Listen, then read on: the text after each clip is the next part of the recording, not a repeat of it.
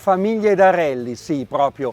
Il mondo dell'automobilismo è proprio pieno di questi casi straordinariamente importanti e significativi. E a Rally dei Laghi l'ennesima famiglia da rally sarà impegnata. Ma qui c'è un figlio d'arte, è proprio lui.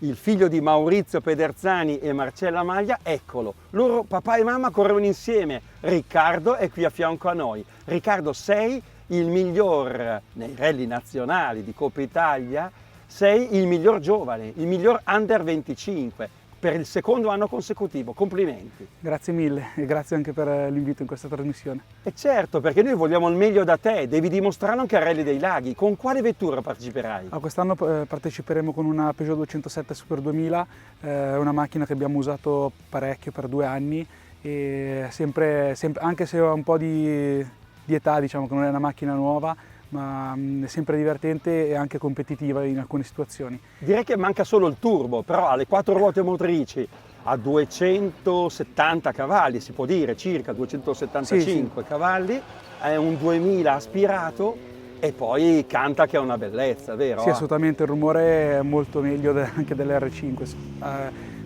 Pecca un pochino, diciamo, appunto nelle evoluzioni perché ha i freni più piccoli, è meno competitiva nel guidato, quindi abbiamo anche meno cavalli, quindi non possiamo combattere con l'R5 se non in condizioni per esempio di bagnato dove si fa più differenza, diciamo, la guida che la macchina.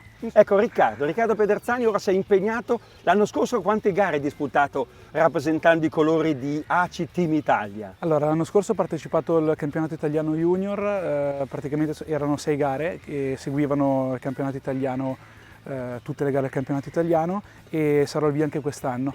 Quindi grazie anche al premio che ho vinto a Como che mi ha permesso di avere il budget per poter partecipare anche quest'anno. E certo, era legato a quella tua vittoria comasca nella finale di campionato italiano, di Coppa Italia di zona, diciamo, ti ha permesso di avere il premio campionato e vincolato alla tua partecipazione nel 2021. Parteciperai sempre con la Ford Fiesta 1000 3 cilindri turbo? Sì, assolutamente, le macchine sono quelle dell'anno scorso, se non con qualche modifiche del regolamento. Quindi la macchina la conosciamo già, possiamo fare sicuramente meglio dell'anno scorso che era un anno, diciamo, di apprendistato nello junior in cui c'erano avversari molto forti che ci saranno anche quest'anno, quindi diciamo che siamo arrivati secondo me al loro livello e possiamo dire la nostra quest'anno.